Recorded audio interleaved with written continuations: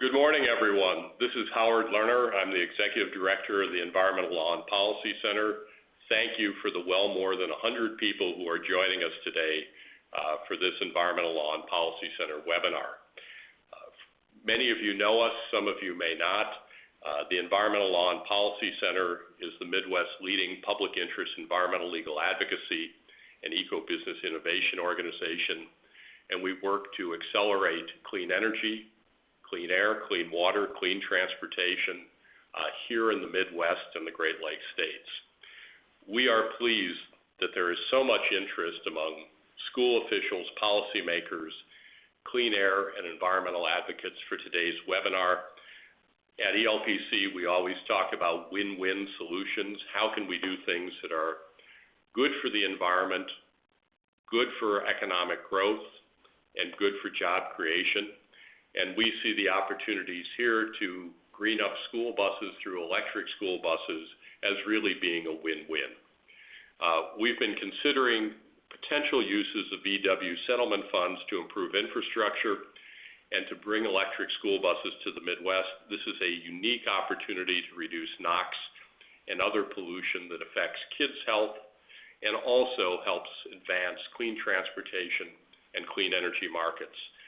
Let me turn this now over to ELPC's Director of Innovation, Jamie Ponce.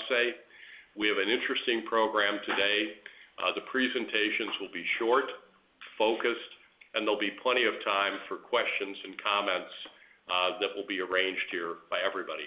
So thank you to the many folks who've joined us, and we look forward to working with you to achieve good progress here. Thank you. Jamie Ponce. Thank you, Howard, and once again, welcome to the webinar.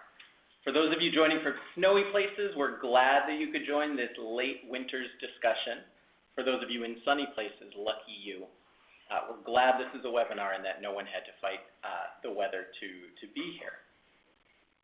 Here in Chicago at ELPC, Howard and I are joined by several ELPC colleagues, including Senior Policy Advocate Susan Mudd, our Clean Energy and Sustainable Business Specialist, Tamara Zube, and we're also joined by 3 expert panelists with real-world experience at implementing electric school buses.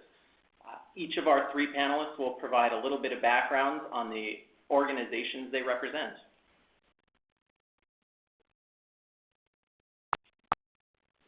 Hi, so this is Bethany Whitaker. I'm with the Vermont Energy Investment Corporation, and VEIC, we go by VEIC.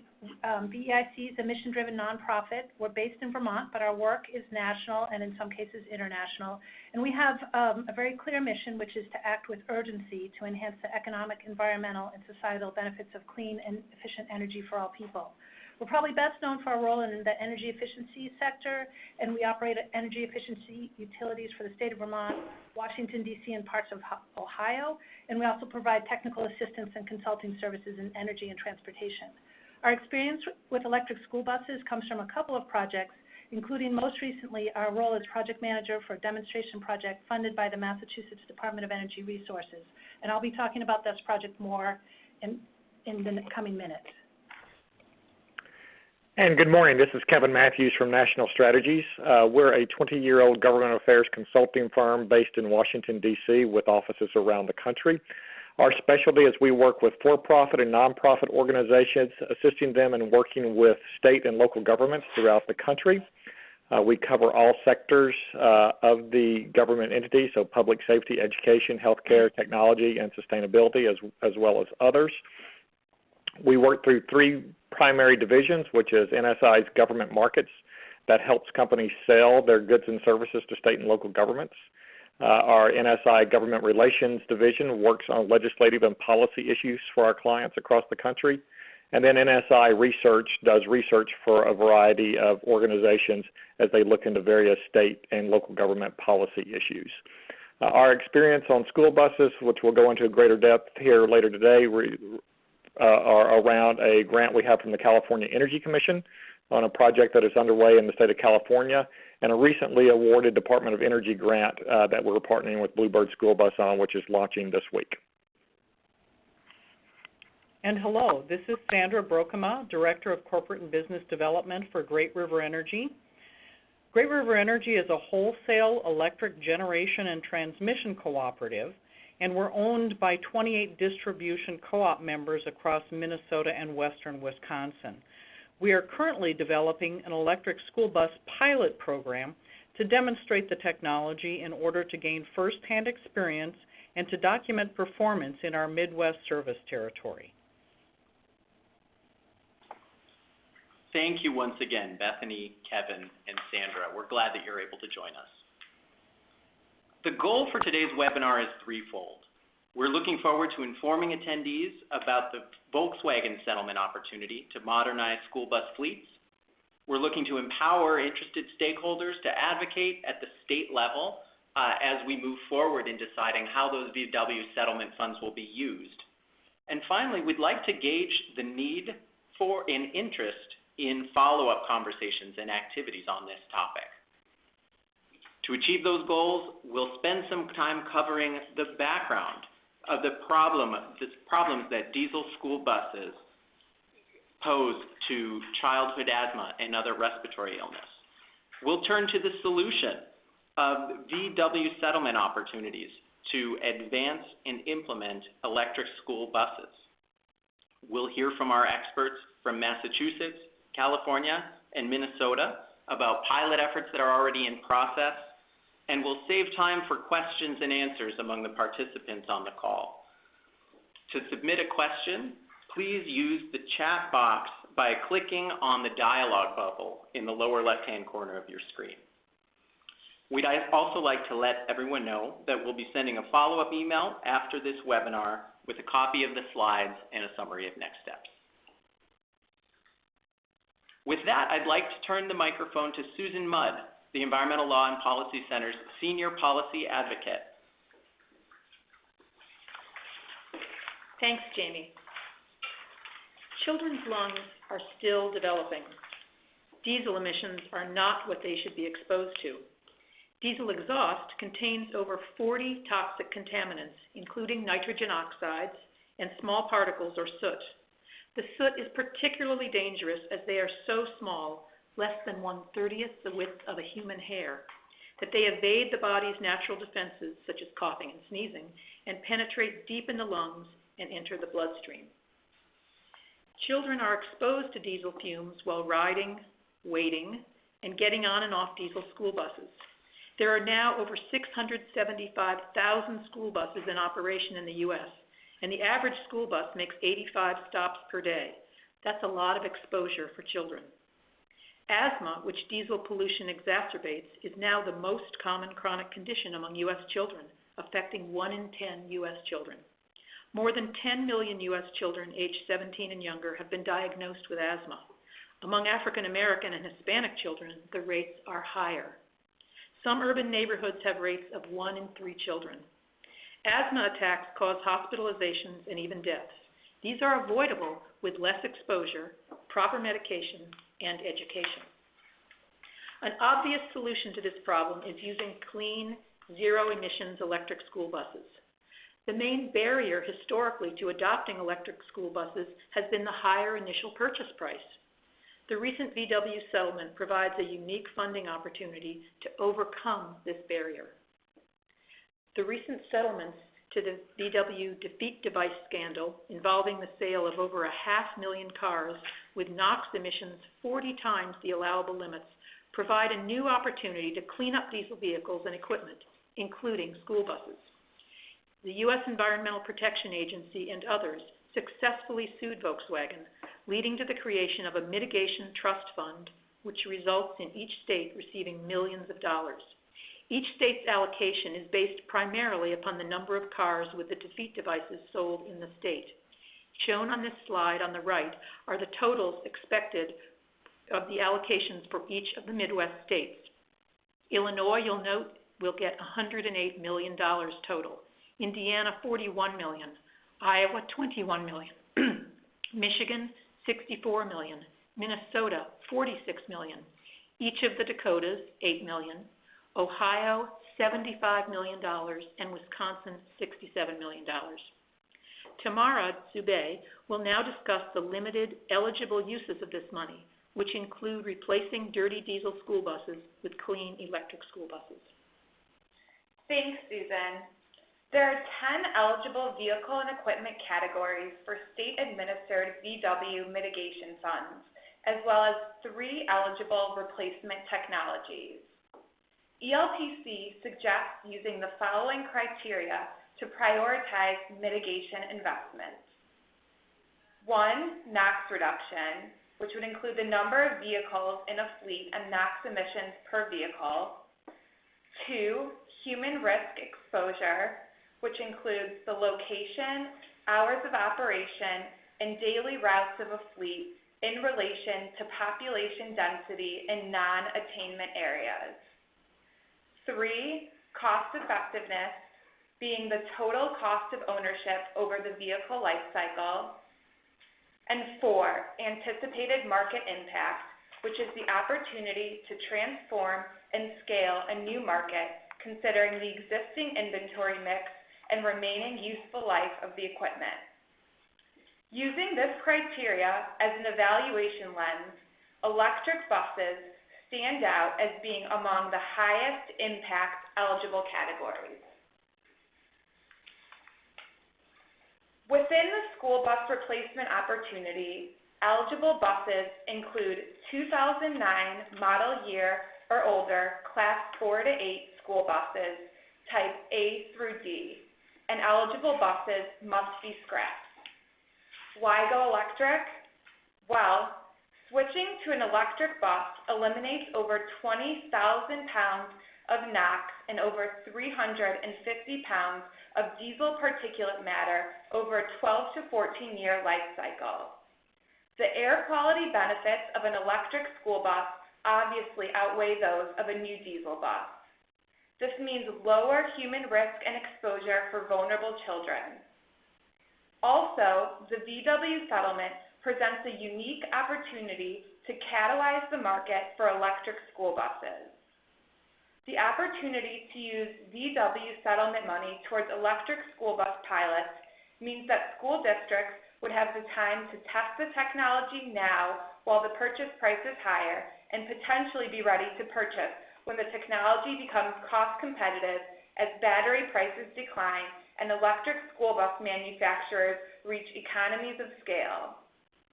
Mitigation funds could lead to the transformation of school bus fleets to zero emissions, which is especially important since school children are particularly vulnerable to the negative health impacts of NOx emissions, such as asthma. Thank you to Mara for this background on the Volkswagen opportunity and electric school buses. We'll now turn to Bethany Whitaker with the Vermont Energy Investment Corporation to share VEIC and Bethany's experience with electric school buses in Massachusetts. Great, thank you. You can go ahead and switch to the next slide. So I'm going to talk a little bit about our experience managing an electric school bus pilot project in Massachusetts. And just as way of background, our project had three distinct goals. The first was to operate an electric school bus and school bus service, so focused on the transportation elements of the technology. The second goal was to experiment with how the battery on an electric school bus could be used as an energy storage resource. And 3, increase awareness of emerging electric vehicle technologies. Today, I'm going to focus really on the transportation aspects of our projects. Of course, using the battery for energy storage is really important to the project, and it's something that we're working on achieving, but that work is still unfolding, and we'll have more information later in the year. So next slide, please. Participation in the demonstration project was voluntary, and one of the first things we did was to issue a simple program opportunity notice that invited schools to apply for funding. It included a simple application with basic information and asked the schools to tell us why they were interested in the technology. Each of the schools selected to participate in the pilot received a grant for up to $400,000. Those resources were to be used for the cost of the bus and the charging equipment. We asked the schools to pay for the cost of installing the charger on their property, and of course they also would help with data collection and feedback on the technology. The contract terms in the grant agreement also required that schools own and operate the bus for at least 4 years. Next slide, please. We had 3 major partners in our project. The first is the Department of Energy Resources at the Commonwealth of Massachusetts. They held the overall grant and issued the memorandum of understanding, and they were the overall project manager for the project. For the VEIC, we provided technical assistance, so we wrote a lot of the vehicle specs and coordinated implementation. We developed charging plans for the schools, estimated how much they would pay to charge their vehicles, and then we will be conducting an evaluation, which will be done at the end of this year. And then schools, of course, are a key partner. They're the test sites and the end user of the technology. And the schools also played a key role in the project. They issued their own RFPs for both the bus and the charging equipment. They selected the vendor, and they're now operating the school buses. So next slide, please. So we had funding for 4 schools, and currently there's 3 school districts in Massachusetts that have an electric school bus. We hope to have a 4th school participate, but we're still in the process of negotiating with that school. So despite having a small number of schools, we're really excited about the cross-section of schools that we do have in our demonstration. The first one is Amherst, Mass., which is located in the western part of the state. It's a regional school district that is pretty much a small town environment, rural environment. They have longer bus routes and more hilly terrain. Then we have the city of Cambridge, which most people have heard of. It's an urban school, and in fact, Cambridge has the highest population density of any community in Massachusetts. So it's very different operating environment from both Amherst and Concord, shorter trips, shorter travel distances, and more stop and go. And then on the flip side, space is really tight, and one of the challenges we had with Cambridge was actually finding a place to park the bus close to a school. Cambridge also contracts out for service, but this particular bus is owned by the school district. And then finally, our third site is Concord, Massachusetts. It's one of the affluent suburbs about 20 miles west of Boston. It's also a regional school district, and it has some longer routes. They also are planning to use the electric school bus to bring students. Some students from Boston go to school in Concord, and they're hoping to use the electric school bus on some of those routes and get a chance operating at slightly higher speeds and longer routes. So next slide, please. So we have buses, they're on the ground operating and carrying students. And just a few comments about the request for proposal or the RFP process. To start off, in Massachusetts, we were less interested in retrofitted school buses. That technology has been advanced in California, and I think Kevin will provide some insights onto that. But retrofitted buses are a hard sell in New England because we have days like today where we have a lot of snow and we use salt and brine on our roads, and generally speaking, vehicles of all types don't last as long as they do in other parts of the country. We did invite manufacturers who retrofit school buses to respond to our RFP, but we were clear that we preferred new vehicles. The RFP also specified a handful of performance requirements. Most of them are standard with what the state requires, but we did also specify a minimum range of at least 75 miles, and then we also asked the manufacturers to tell us how much it would cost to add range to the vehicle. Another key part of our RFP process was the accounting for the climate.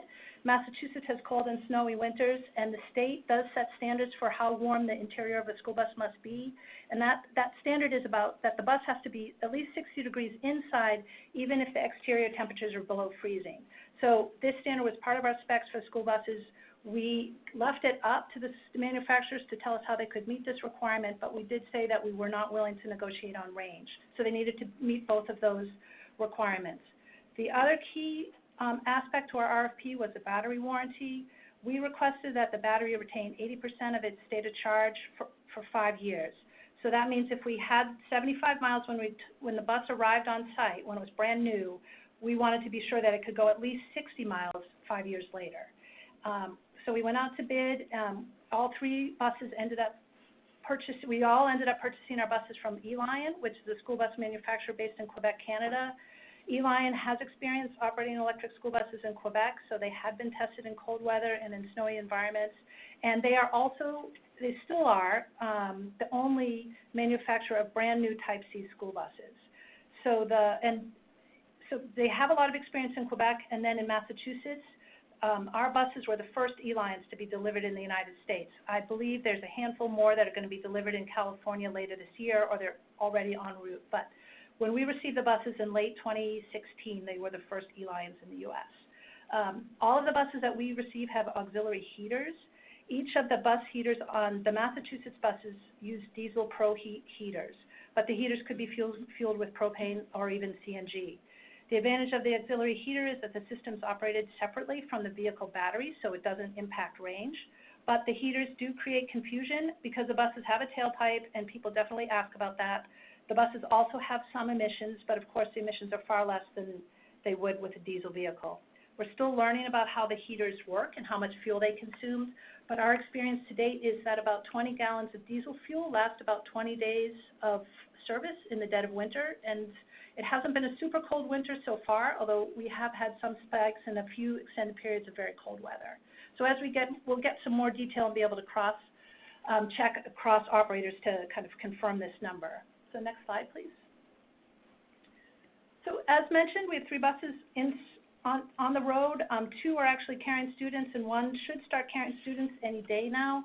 In all cases, we had some starts and stops and experienced a few snags getting those buses up and running. None of the sites went perfectly, but none of the sites had any problems that were so terrible that we couldn't keep moving forward. So just a couple of examples of some of the things that we ran into. The first one was getting through licensing and registration. So these were the first electric school buses that had come to the state, and the Registry of Motor Vehicles was really helpful and were a good partner in the process. But at the same time, there were several things that we had to work through, and some of them were silly and minor. And for example, I mentioned the bus has a tailpipe. The tailpipe gets removed for shipping. We brought the bus down to Massachusetts, and then for some reason it didn't get reattached. And then RMV came out to inspect the bus. The tailpipe wasn't attached. So we failed inspection and had to go back and do it again. That was a simple mistake that we only made once, but it definitely slowed down the process. Another thing that tripped us up a little bit was vehicle markings and how we could identify the bus as electric, both for members, just anybody who sees the bus, but also especially for first responders. And that was a case where there was nobody really in charge. There was no one person who clearly needed to make that decision. So we did go around the barn a little bit on that, but we ended up agreeing on some simple markings, and we got some advice and input from Lion Bus and what they used in Quebec, and I think we got to a good solution with that, but it did take a little bit of time. Secondly, driver and mechanic training is important, and it's important both to have formal and informal opportunities. There's many things about electric school buses that are exactly the same as diesel ones, but there's a lot of things that are different.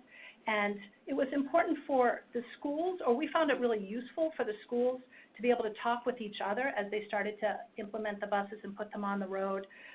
We got together every other week and talked about how it was going and what we were challenged by and what things were working well.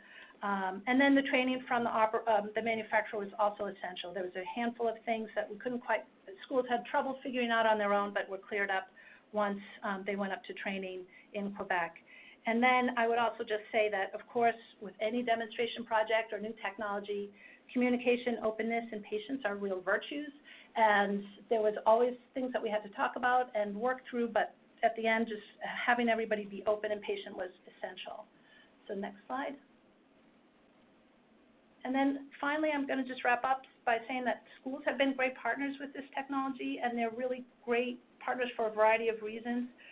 One thing is, of course, school buses are relatively high mileage, low fuel economy vehicles, so they have the opportunity to make a big environmental impact. Second, they benefit everybody, which is really different than how some critics have talked about electric vehicles and the Tesla effect. And then we had some experiences where, for example, one school put a wheelchair lift on their electric school bus, so the kids in wheelchairs wouldn't have to breathe the noxious fumes while they got on and off the bus. And then other schools are using their electric bus to take every 5th grader on an environmental field trip. So it's just been a really positive experience and gotten a lot of exposure from a lot of really great partners. Thank you. Thanks so much, Bethany, for sharing VEIC's learning from Amherst, Cambridge, and Concord. As a reminder to all of our participants, please continue to submit your questions via the chat box. Just click on the dialog bubble in the lower left-hand corner of your screen. And Kevin Matthews will now share NSI's experience with electric school buses in California. Great, thank you very much. So as you can see, this is our bus that was a part of the first project in California. And you'll be hearing about a second project. What I want to make very clear is we are still open to adding additional partners and opportunities as it relates to the second project we'll be discussing with Bluebird and the Department of Energy funding.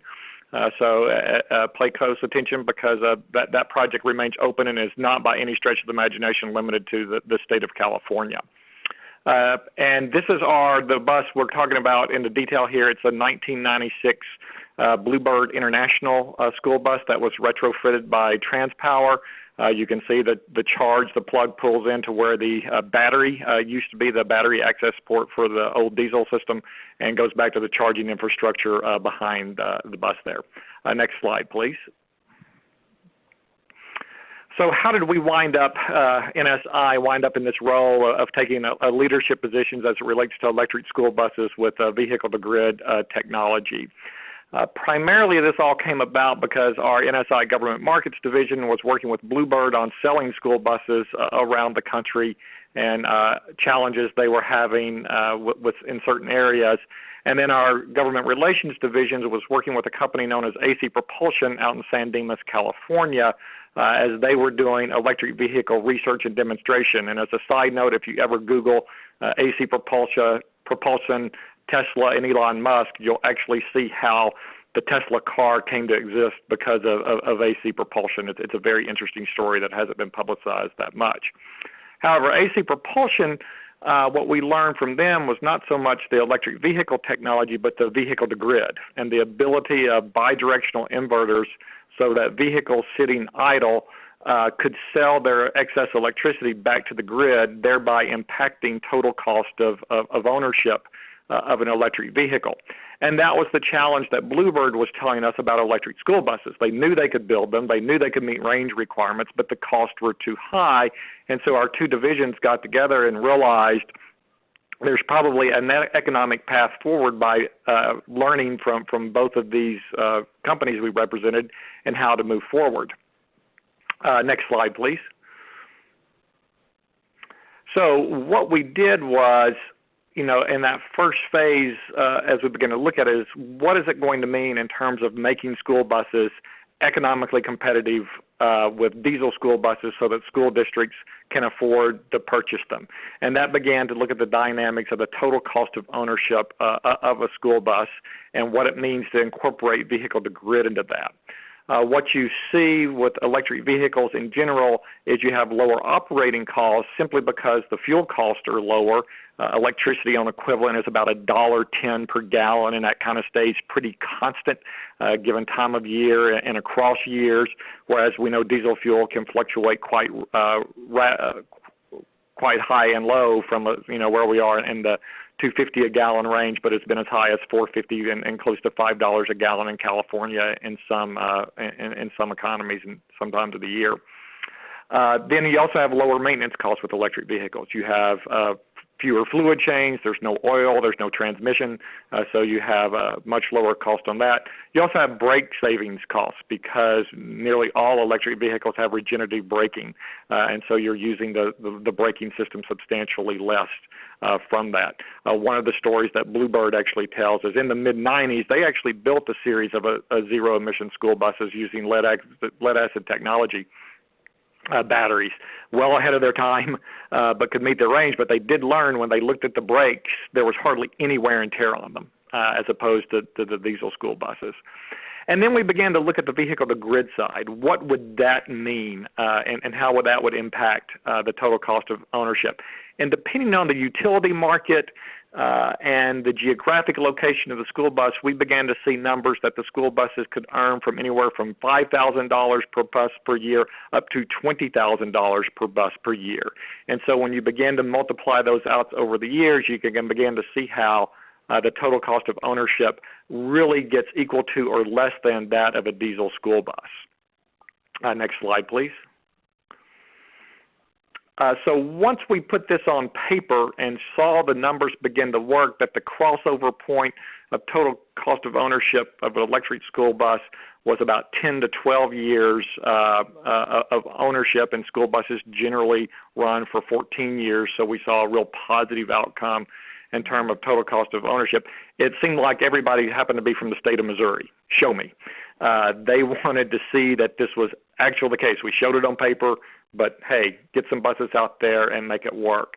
And so that's where our team began to get together and say, what do you need to do a demonstration project that could produce these results, show on paper, that show in reality this is doable, that you can meet range requirements, you can meet cost needs, and achieve all the goals that we were looking for. So a group came together that included NRG, the energy company, PJM, which is the grid operator on the East Coast in a substantial part of the Midwest, AC Propulsion, who we mentioned earlier, Ford, Smith Electric, Ernst & Young, LA County, Drive Oregon, and others that were a part of the Clinton Global Initiative that was also looking at the cost of zero-emission school buses, came together to design a project. My firm was asked to take over the project and lead it, which we did. So we developed what a pilot program should look like. For that, we came up with the idea that we would need 4 electric school buses with vehicle-to-grid technology in order to demonstrate several range characteristics, as well as the ability to participate in some utility markets. From there, once we designed the program, we were awarded a grant from the California Energy Commission, which came to about a total of $3.3 million with in-kind support from and financial support from South Coast Air Quality Management District, NRG, and a couple of other companies. So that was a $3.3 million total program we put together. That actually allowed enough funds for 6 school buses, 2 above what we were looking for. And so we purchased these 1996 Bluebird C-Series school buses on the short wheelbase. Now, there was a reason for that. The grant from the Energy Commission in California required we do medium duty weight, so the longer wheelbase C went into heavy duty, and so we had to go to the shorter wheelbase C in order to meet the weight restrictions as a part of that grant. We have placed the school buses in 3 districts in California: Torrance, which is in the LA area, Napa Valley, in the Pacific Coast area outside San Francisco, and then the Edison School District, which is outside Bakersfield, California. Through a competitive bidding process, we hired TransPower to do the retrofit work. They've completed 6 of the buses in total that are in operation in the school districts, and 2 more will be deployed here in April and May. Next slide, please.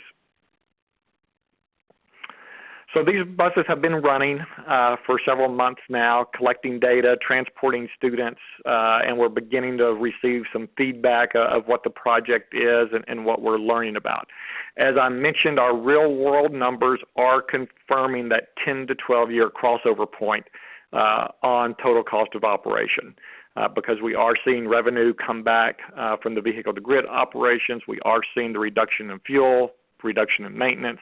All the things we saw in our research project are actually being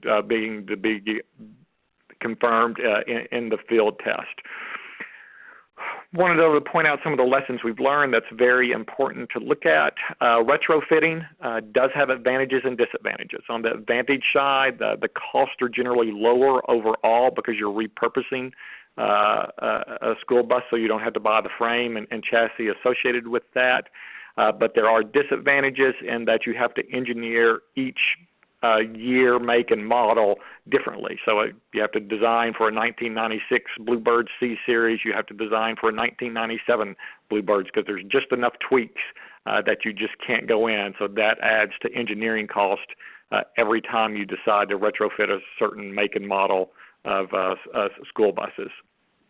The other thing is there is a bias by school bus operators, and we'll touch on this in a minute, a little bit later on, that really don't like retrofitting. They like new school buses.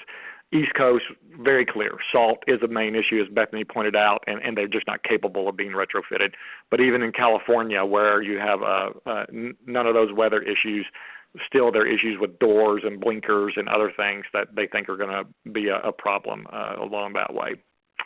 Vehicle-to-grid.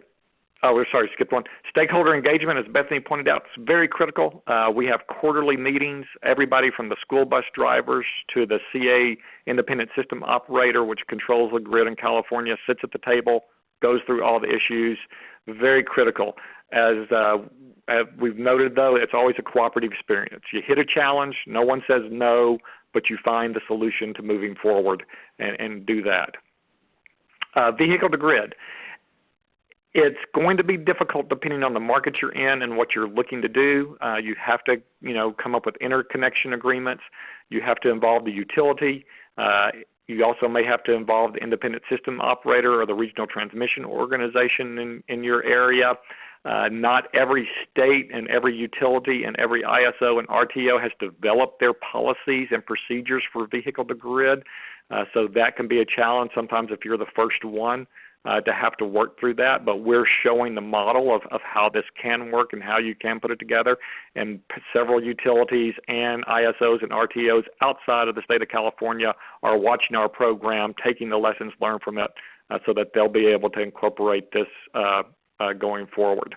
But we are seeing real cost-effective results. The 2 buses in Torrance, California, which are doing behind the meter, so we're not exporting power beyond the meter at the school district, but just running electrical capacity behind the meter. Each school bus is earning $5,700 per year per bus by reducing demand charges and or offsetting energy consumption by the school district. The most interesting thing is they're actually running the CNG compressor for the other school buses at Torrance, which is a significant savings for the school district.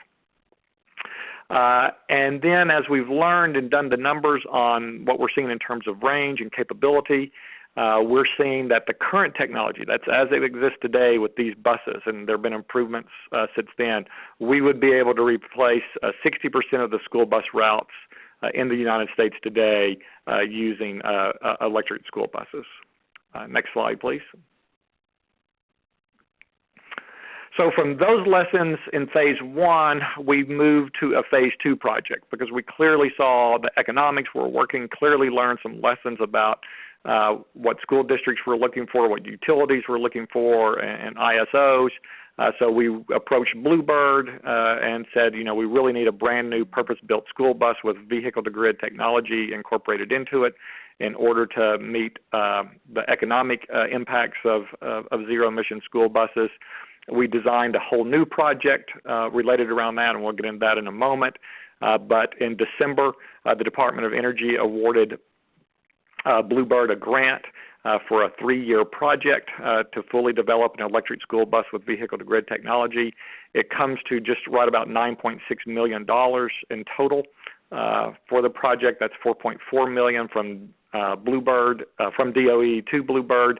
An additional $500,000 of DO money will go to the National Renewable Energy Laboratory in Golden, Colorado. They'll be doing a lot of the testing and certification work, particularly around the vehicle-to-grid systems that will be required. South Coast Air Quality Management District's contributing an additional $1.9 million, and we'll be announcing another $1.5 million cash contribution from a major utility, which will also be participating in the project in the next month or so. Next slide, please. So what this project will do will allow Bluebird and the team to develop a full Bluebird Vision Type C school bus. And selected the Type C because it is the most best-selling school bus in the United States in terms of just volume, the number of school districts that buy C Series. So that was to drive the market and get costs down. We will be going through a custom design and engineering project to integrate the zero emission system, as well as various other components to it. It will go through full federal safety, state and safety testing, so we'll be doing crash testing, and we'll be certified to meet all 50 states' safety requirements. And I think a big component of it is also it will take the buses through a durability study of over 50,000 miles on a track. That's Bluebird standard. They will not sell a product and move it into market until it can meet their 50,000-mile requirement, and that's about the life of a bus. It covers in its first 10 to 15 years about 50,000 miles, and so that gets it the full Bluebird certification with full warranty and full maintenance services that Bluebird will provide through its 50-state network of dealers. We will also be going for a minimum 80-mile range on a single charge. We're anticipating having 100 kilowatt usable battery capacity. Now that's usable for the drive part of the system. There'll also be built-in extra capacity to run a variety of auxiliary services such as air conditioning, heating type of deals, but 100 kilowatts will be reserved for the range characteristics. We'll also be developing a 200 kilowatt bidirectional inverter. which will be built into the school bus itself. This is very important because this will allow the bus to fully charge from a 0 state to a full state in about 1 hour. So to get a full charge at that kind of midday time. Also, it allows the bus to discharge at that 200 kilowatt rate. That lets you earn more revenue because the faster you can put money onto the grid, the more revenue you can generate. So that's a very big development. We will be taking that system through UL and IEEE certification and testing, which is what utilities and grid operators require. So that will allow the buses to be more able to integrate into all 50 states in terms of the vehicle-to-grid program. At the end of the project, we will have 8 buses which will be deployed in California to do full testing and compatibility of the vehicle-to-grid, as well as their general operational characteristics. We will be doing some school districts in California. I know it's hard to believe that there are cold places in California, but yes, they do have mountains, they do have cold, and we'll be doing some cold weather testing, as well as some extreme hot weather testing in the desert areas to learn some lessons there as well. Next slide, please.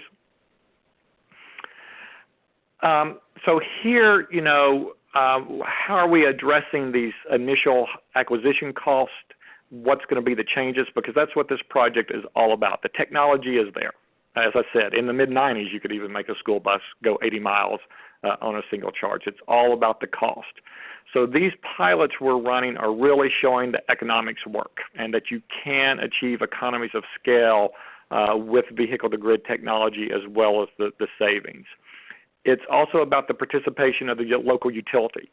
The utilities are beginning to recognize that they've got a storage option that they didn't have before, and storage is becoming much more important in the utility grid and the operations. And so the utilities are looking at what kind of role they can play in introducing zero-emission school buses into areas and help not only achieve their goals, but to help reduce emissions within the state. One of the other things we'll be doing in this next Phase 2 project with Bluebird is looking at a battery leasing model. So think of buying a school bus but without batteries. Batteries not included, as you find when you buy toys.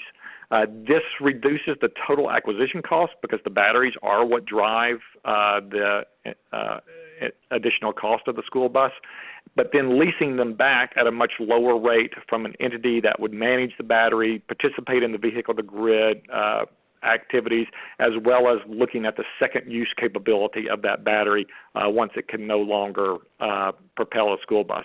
And the big thing that we think will make the economics work as well is the declining cost of batteries.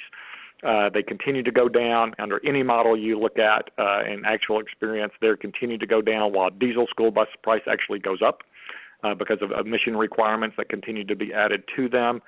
So we know we're moving closer. And as we work with Bluebird and look at what it's going to mean to go into production, the VW settlement is going to be a big game changer. If we can begin to get magnitude of 200 orders, people ordering up to 200 school buses per year from Bluebird, that gets their assembly line going at full tilt. That's going to rapidly drop their production cost and will really make school buses electric school buses competitive with diesel school buses, even without the settlement or without grants and other programs that are out there. So again, happy to answer questions that come up. My contact information is here if you want to follow up later, and we're still looking for additional partners that might want to participate with us in the Department of Energy program and other states around the country. But thanks for your time today. And thank you, Kevin. It was clear from the questions coming through that people were interested in following, and we'll look forward to getting to the Q&A shortly. But in the meantime, our final speaker for the webinar will be Sandra Brokema from Great River Energy. Thank you. You know, our 28 distribution co-ops serve approximately 660,000 homes and businesses across greater Minnesota from I-90 all the way up to the Canadian border. Our members have expressed interest in electric school bus technology because it's a great example of a wise use of electricity that delivers environmental benefits directly in the communities we serve. Next slide, please. We wanted to understand how the buses will perform in cold and snowy climates and on longer suburban and rural routes. We needed to document the regional economics and be able to quantify emission reductions. Next slide, please. So we started out by diagramming the key participants, their roles and relationships that we would need to consider to put together a pilot program. We looked at a variety of state and federal programs that might be leveraged for funding. This was even before the VW settlement funding was announced, and when that was announced, it made a huge difference and really impacted the design of our pilot program. Great River Energy currently offers 100% renewable energy to charge electric vehicles at no additional cost through our Revolt program, and this will be available for electric school buses as well. Next slide, please. So when the VW funding was announced, we decided to split our 3-bus pilot into a phase 1 and a phase 2 because we knew that the VW funding would not be available for at least a year and a half, and frankly, we didn't want to wait. So we put together a 1-bus self-funded pilot, and we have secured funding for 2/3 of the program through GRE and one of our large distribution cooperatives. We wanted to keep the bus company as close to parity with a new diesel bus as possible, since they will be the owners and operators of the bus.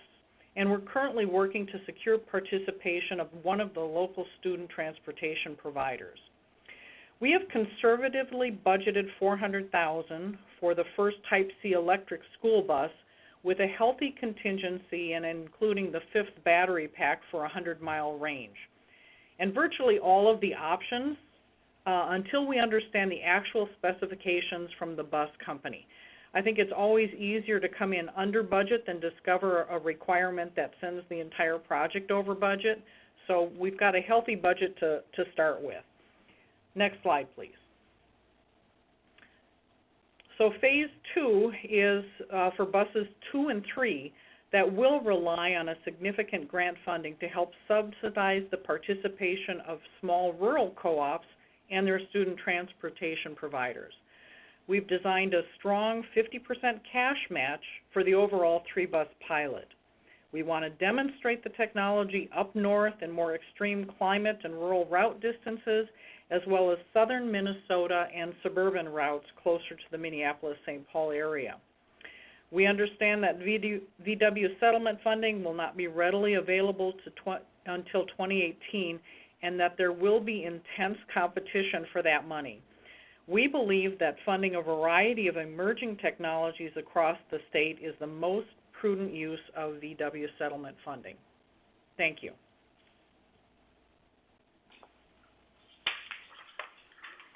Thank you once again. Thanks to all of our speakers, and thanks to those of you who've been submitting questions.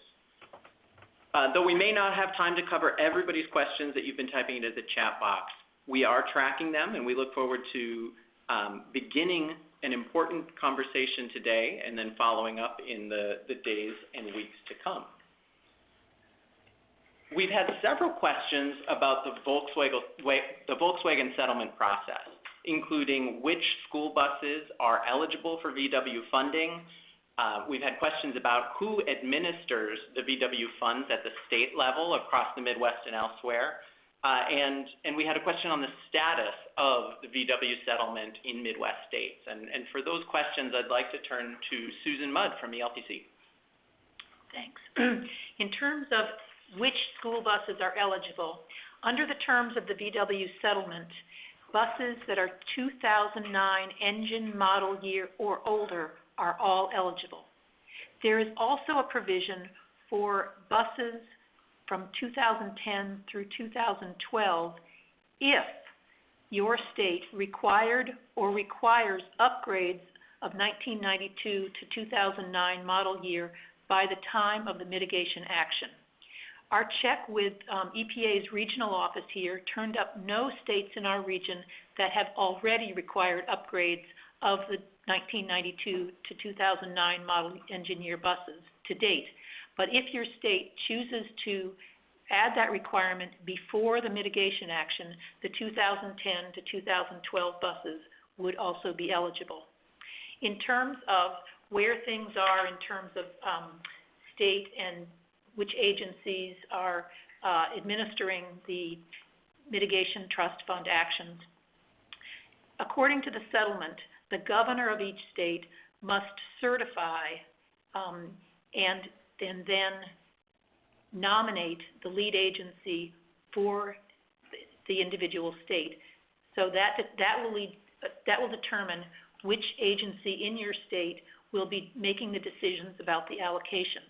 What we can tell you at this point is that Minnesota is using its pollution control agency. Michigan is the Department of Environmental Quality. In Ohio, it's the Environmental Protection Agency. In Iowa, it's the Department of Transportation. In Wisconsin, it looks to be the Department of Administration. In Illinois, it appears that it will be the Illinois EPA. In Indiana, it appears that it will be the Indiana Department of Environmental Management, and it is not yet clear for either of the Dakotas. Another part of the question. Thanks so much for that, Susan. It's great to get an overview, and we'll be sharing some contact information at the end of the webinar with email addresses state by state so that webinar participants can submit feedback. Just one follow-up question, Susan, on the VW process. Is there a difference in how the VW funds can be used if a school owns versus contracts bus service? According to the settlement, both government-owned and privately owned school buses that are under contract with a public school district qualify for the funds. Your state's decision on how to allocate its mitigation trust funds can, of course, affect this. Assuming your state follows the eligibility allowance in the settlement, then the only difference between how a school district that owns the bus or a school district that contracts with bus service, the differences would depend on contract terms between the school district and its own contractors. For instance, the savings from over the life of the electric school bus could be decided by contract terms to be shared with the school district. That's something we would hope will happen, but that will be a contract term that the school district and the contractors would need to work out. But again, the first important decision is how your state allocates the funds and whether or not it allows what the settlement allows, which is that these school buses could be used by the mitigation trust. Thanks, Susan. Just before we move on to the next question, if everyone could please fill out the survey while we're finishing up Q&A, that will help us gauge what follow-up activities people are most interested in. That would be much appreciated. Thank you, Susan and Tamara. We've also had several questions on the economics of electric school buses, how electric buses compare to traditional buses in terms of costs, operational costs and savings, and charger installation costs. Kevin, Bethany, and Sandra, I know you touched on some of these economic issues as you were speaking.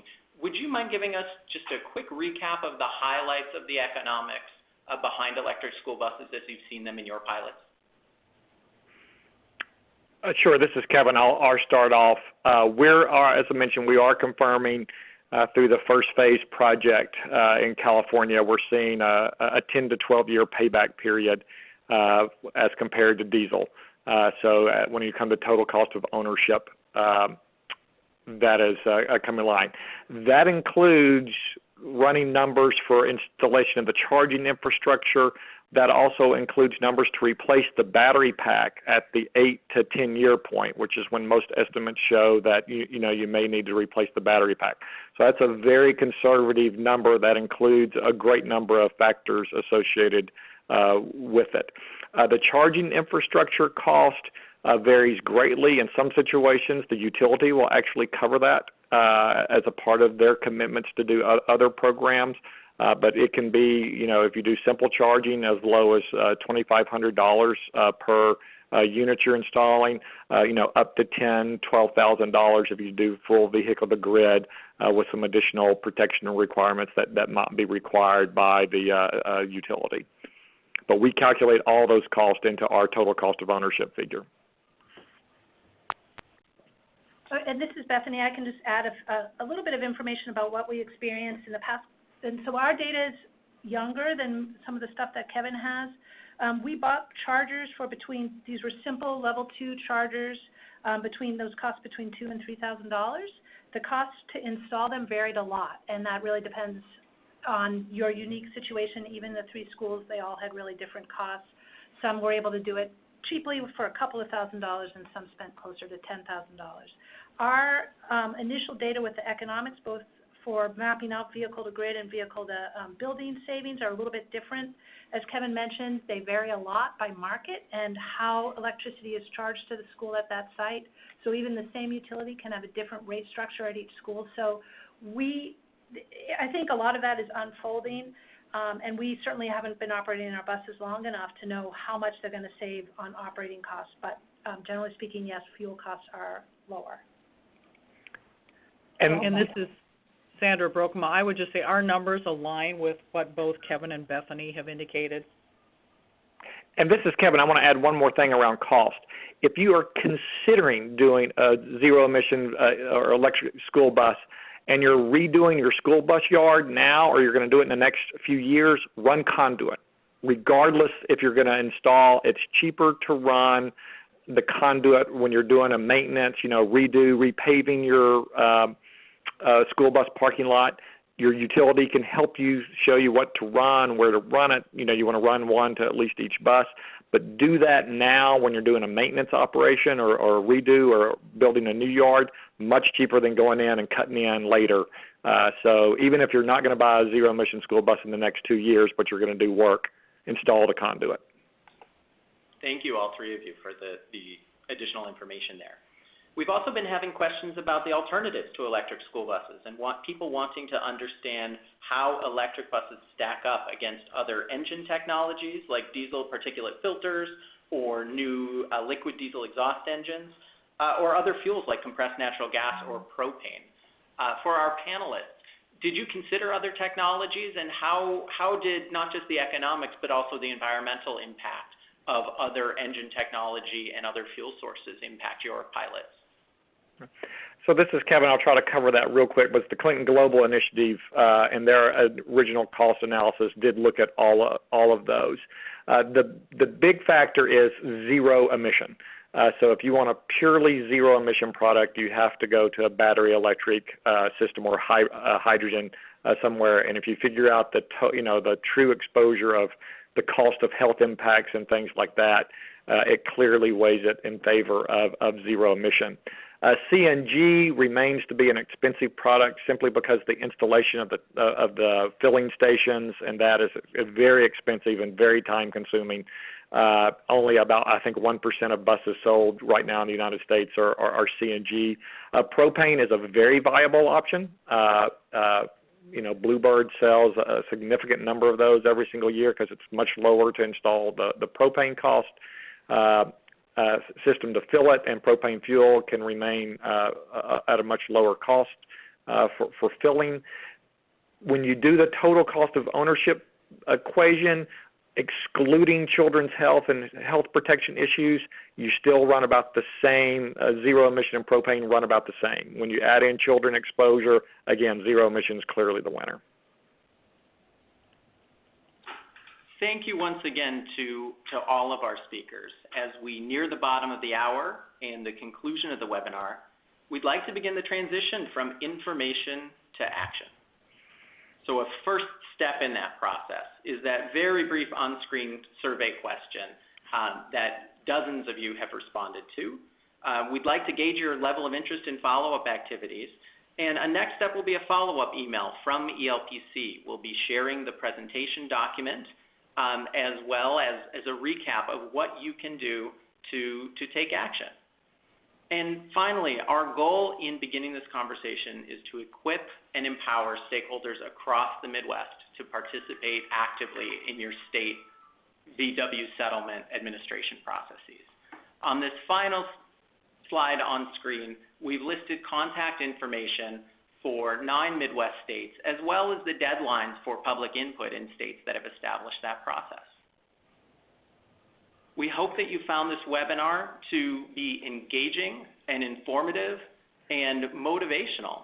And the Environmental Law and Policy Center and all of our partners from the Vermont Energy Investment Corporation, National Strategies, and Great River Energy appreciate your time, your interest, and most importantly, the actions you take next to ensure a cleaner transportation infrastructure that addresses important public health issues. Thank you very much.